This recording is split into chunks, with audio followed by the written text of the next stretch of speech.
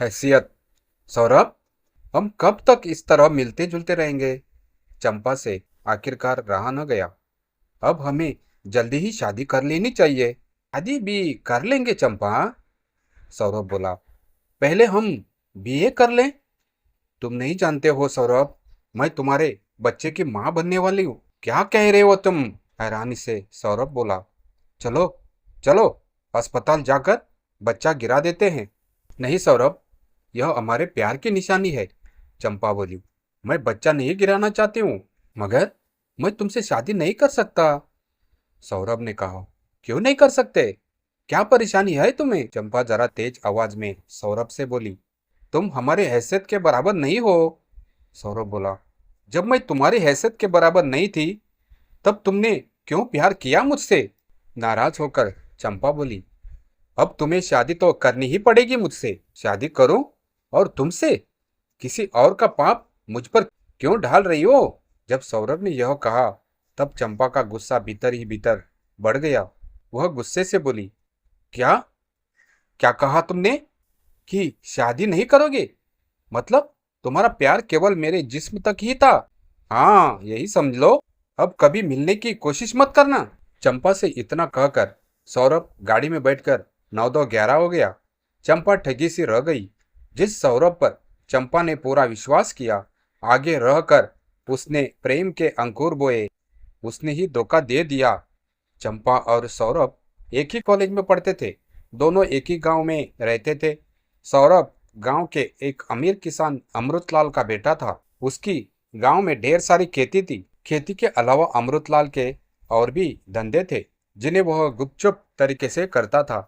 इसीलिए उसके पास काली दौलत भी बहुत थी। अमृतलाल राजनीति में भी दखल देता था, इसलिए भोपाल तक अमृतलाल की पहचान थी। ताने को भी उसने अपनी काली दौलत से खरीद लिया था। गांव में उसका दबदबा था। सब लोग उससे डरते भी थे, इसलिए कभी थाने में शिकायत भी नहीं करते थे। जिस थाने में शिकायत की गई, वह उस थाने को खरीद लेता था। अमृतलाल का सबसे छोटा बेटा सौरभ कॉलेज में पढ़ रहा था और उसके लिए शहर में ही घर बना दिया था। चंपा एक गरीब किसान चंपा लाल की बेटी थी। उसके पिता के पास थोड़ी सी जमीन थी।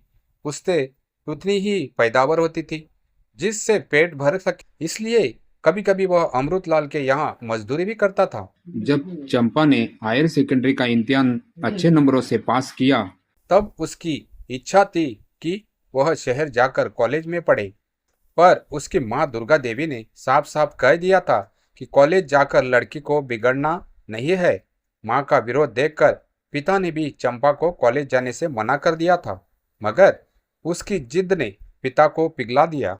जब चंपा का कॉलेज में एडमिशन हो गया, तब सुबह वह गांव से बस में बैठकर शहर चली जाती। 2-4 पीरियड पढ़कर गांव लौट आती। एक बार चंपा कॉलेज के दालान में सौरभ से टकरा गई। दोनों की आंखें मिली। आंखों ही आंखों में इशारा हो गया। वे दोनों ही जानते थे कि एक ही गांव के रहने वाले हैं। दोनों में कब प्यार हो गया, उन्हें पता ही नहीं चला। सौरभ चंपा की हर मांग पूरी करने लगा। चंपा भी उसके प्यार में पागल सी हो गई। कभी कभी वह कॉलेज से सौरभ के बंगले में पहुंच जाती, उसकी बाहों में समा जाती। तब सौरभ कहता, चंपा, मैं तुझसे ही शादी करूंगा। सच कह रहे हो ना सौरभ? चंपा पूछती। तुम मुझे धोखा देकर जाओगे तो नहीं? नहीं, कभी नहीं, यह मेरा वादा है, पक्का वादा है। जब सौरभ बोला, तब जोश में आकर चंपा ने शहर वाले बंगले में उसे अपना जिस्म सौंप दिया। उसी का नतीजा आज यह हुआ कि वह उसके बच्चे की मां बनने वाली है। भावुकता भरा कदम चंपा को इतना महंगा पड़ जाएगा, उसे पता ही नहीं था। आज सौरभ ने शादी करने से मना कर दिया। तब उसको लगा कि वह न घर की रही न घाट की। जब इस बात का पता माँ और पिता को चलेगा, तब उनके दिल पर क्या बीतेगी। अब वह अपनी माँ को कैसे बताए कि उसके पेट में सौरभ का बच्चा पल रहा है। वह प्यार में धोखा खा चुकी है। गांव वाले और रिश्तेदारों को पता चलेगा कि वह कुंवारी माँ बन रही है, तब उसके माँ बाप की कितनी किरकिरी होगी। क्या वह अपने बच्चे को गिरा देगी? तब भी सबको यह पता चल ही जाएगा। इस वजह से आज चंपा दोहरे पर खड़ी थी। आखिर ढाई से वह कब तक पेट छिपाए रखेगी?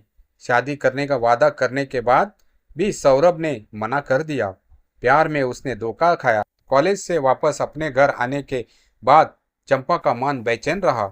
क्या वह माँ को सच सच बता दे? आज नहीं तो कल माँ को तो मालूम पड़ ही जाएगा। इस मामले में माएँ तो उड़ती चिड़िया भांप लेती है। कॉलेज से आ गई बेटी, खाना खाया? जब माँ दुर्गा देवी ने कहा तब चंपा बोली, खाने की इच्छा नहीं है तो क्या शहर से खा कर आई है? माँ ने जब यह सवाल पूछा तब चंपा बोली, नहीं माँ, मुझे तुमसे एक बात कहनी है। क्या बात है? पहले मुझे यह वचन दो कि आप नाराज नहीं होंगी मुझसे। अभी चंपा यह बात कही रही थी कि पिता चंपक लाल भी आ गया। तब दुर्गा देवी ने पूछा, बोल, क्या कहना चाहती है? माँ, मेरी बात सुनकर तुम बहुत नाराज हो जाओगी, इसीलिए कहने में डर रही हूँ। जब चंपा ने यह बात कही तब चंपालाल बोला, कह दे, बेझिझक कह दे, तेरी माँ नाराज नहीं होगी। क्या कहना चाहती है? बापू, मुझसे भारी भूल हो गई, कुछ बताएगी भी, वरना हमें कैसे पता चलेगा? कह दे बेटी, हम नाराज न होंगे। चंपालाल ने कहा, बापू, मैं अमृतलाल के बेटे सौरभ से प्यार करती हूँ। वह भी मुझे बहुत प्यार करता है। उसने मुझसे शादी करने का वादा किया और मैंने अपना जिस्म उसे सौंप दिया। अब उसका बच्चा मेरे पेट में पल रहा है। अभी चंपा यह बात कही रही थी कि माँ दुर्गा देवी बीच में ही गुस्से से उबल पड़ी। क्या कहा कि तू पेट से है? तूने तो हमारी इज्जत को ही उछाल दिया। आग लगे तेरी जवानी को। मैंने पहले ही कहा था कि इस करम जली को शहर में पढ़ने मत भेजो। उसी का नतीजा है कि इसके। चुप रहो दुर्गा, कुछ भी बक देती हो। नाराज होकर चंपालाल बीच में ही बात काट कर बोला, कैसे चुप रहूं? दुर्गा देवी गुस्से से बोली, इसने हमारी इज्जत मिट्टी में मिला दी और आप कह रहे हो कि चुप हो जाऊं? मैं तो शहर में कॉलेज भेजने के खिलाफ थी, मगर आपने कहाँ चलने दी मेरी? आपकी लाडली बेटी है ना, और यह गुल खिला दिया। अब कौन करेगा इससे शादी? इसे सब बच्चलन कहकर नकार देंगे। थोड़ी देर के लिए चुप भी हो जाओ। फिर समझाते हुए चंपकलाल बोला, अभी मैं अमृतलाल के पास जाता हूँ और उससे चंपा के रिश्ते की बात करता हूँ। बापू, वहां जाने से कोई फायदा नहीं। सौरभ ने मुझसे शादी करने से यह कहकर मना कर दिया कि हम गरीबों की हैसियत उनके बराबर नहीं है। जब चंपा ने यह बात कही तब चंपालाल बोला, अरे, हैसियत बताकर वह बच नहीं सकता है। थाने में रपट लिखवाने से कुछ ना होगा। वह थाने को भी खरीद लेगा, उसके पास बहुत पैसा है। बीच में ही बात काटकर दुर्गा देवी बोली, माना कि थानेदार रपट लिख भी लेगा, मुकदमा चलेगा, तब कहाँ से लाओगे पैसे? पैसे है तुम्हारे पास क्या? तुम ठीक कहते हो दुर्गा। नरम पड़ते हुए चंपकलाल बोला, भावुकता में मुझे भी गुस्सा आ गया था। मैं मालिक को जाकर समझा तो सकता हूँ। इतना कहकर चंपालाल अमृतलाल की हवेली की ओर बढ़ गया। दुर्गा देवी अब भी चंपा को गालियां देकर अपनी भड़ास निकाल रही थी। जब चंपालाल अमृतलाल की हवेली में गया तब वे अपनी बैठक में ही मिल गए, जो अपने करिंदों के बीच घिरे हुए थे। चंपालाल भी उन करिंदों के बीच जाकर बैठ गया। उसे देखकर करिंदे उठकर बाहर चले गए। अब बैठक में दोनों ही अकेले रह गए। तब अमृतलाल बोले, आओ चंपालाल, यहाँ किस लिए आए हो? मालिक, मैं बहुत बुरा फंस गया हूँ। हाथ जोड़ते हुए चंपालाल बोला, आप ही इस समस्या का हल निकाल सकते हैं। पहले अपनी समस्या बताओ। मेरे हल करने जैसी होगी तो मैं जरूर करूंगा। अमृतलाल बोले, मालिक, आपका बेटा सौरभ और मेरी बेटी चंपा शहर के एक ही कॉलेज में पढ़ते हैं। उन दोनों में इश्क हो गया। और बीच के शब्द चंपालाल के गले में ही अटक गए। बोलो, क्यों रुक गए चंपालाल?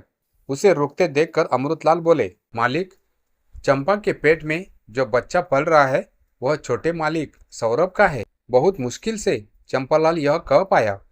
क्या कहा?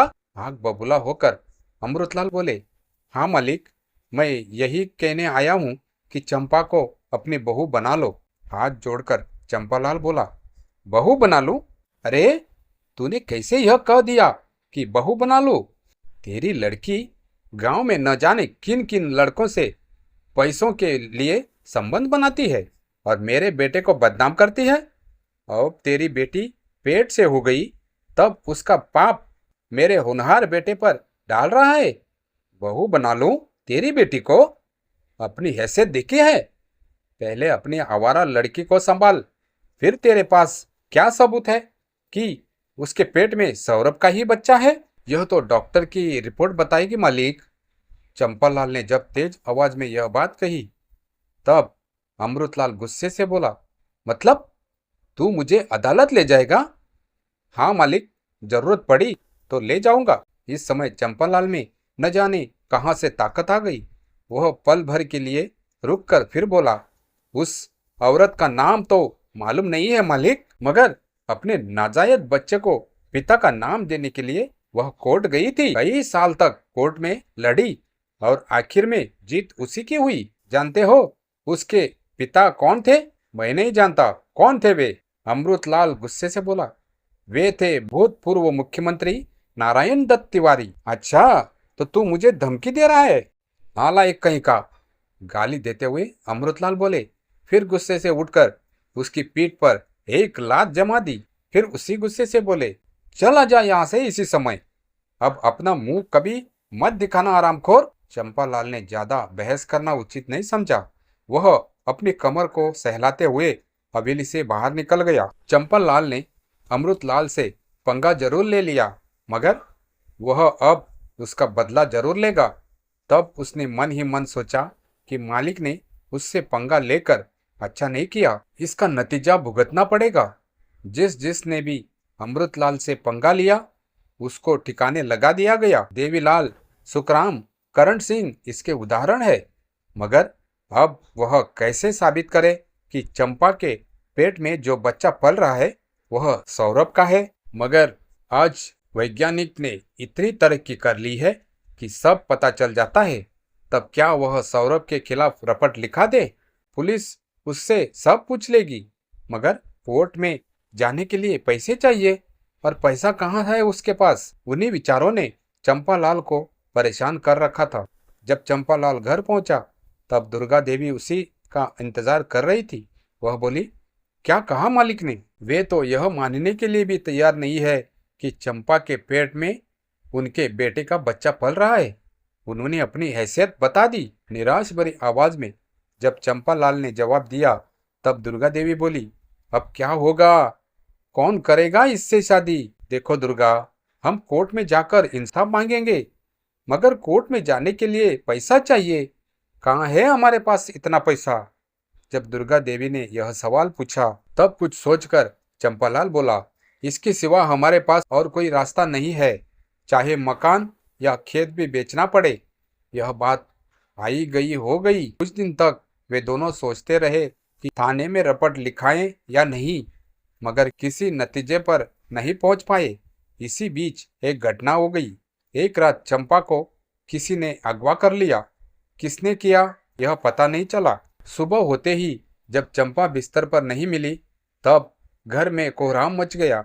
गांव वाले उसे आसपास टोली बनाकर सब जगह ढूंढने निकल गए। 3-4 घंटे ढूंढने के बाद भी चंपा का कहीं पता नहीं चला। तब थाने में रपट लिखा दी गई। पुलिस भी हरकत में आई। उसने छानबीन की, मगर चंपा का कहीं पता नहीं चला। 2 दिन बाद चंपा की लाश अमृतलाल के कुएं में तैरती पाई गई। पुलिस ने चंपा की लाश कुएं से बाहर निकाली। उसका पोस्टमार्टम किया गया।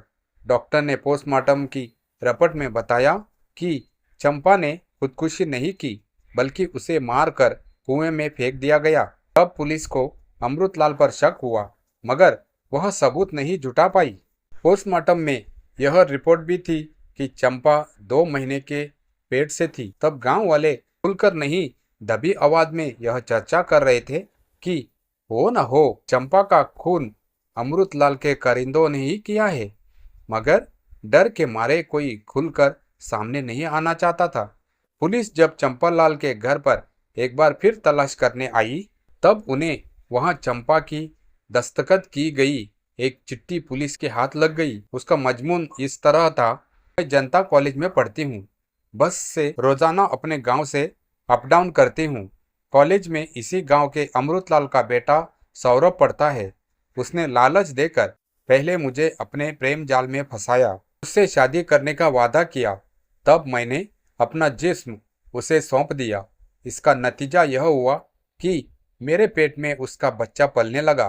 मैंने सब कुछ सच बताकर उससे शादी करने की बात की, तब उसने मेरे गरीब पिता की हैसियत देखकर मुझसे शादी करने से मना कर दिया। मैं खूब रोई गिड़गिड़ाई, मगर उस पर कोई असर नहीं पड़ा। तब मैंने अपने पेट से होने की बात अपने गरीब माँ बाप को बताई। मेरे गरीब पिता अमृतलाल के पास मुझे अपनी बहू बनाने की बात कहने गए, तब उन्हें लात मारकर भगा दिया गया। तब से मैं भीतर ही भीतर घबरा रही थी कि मेरे गरीब पिता ने अमृतलाल से पंगा लिया, कहीं वह मेरा या मेरे पिता का खून न करवा दे। इस डर से मैं परेशान सी रही। अगर मेरा इन लोगों ने खून कर दिया, तब पिता और माँ को कानून में मत घसीटना। मैं बहुत घबराई हुई हूँ कि कहीं ये लोग मेरी हत्या न कर दें। वह चिट्ठी पढ़कर पुलिस हरकत में आई। शहर जाकर सबसे पहले सौरभ को गिरफ्तार कर लिया। इस तरह चिट्ठी ने अपनी हैसियत बता दी।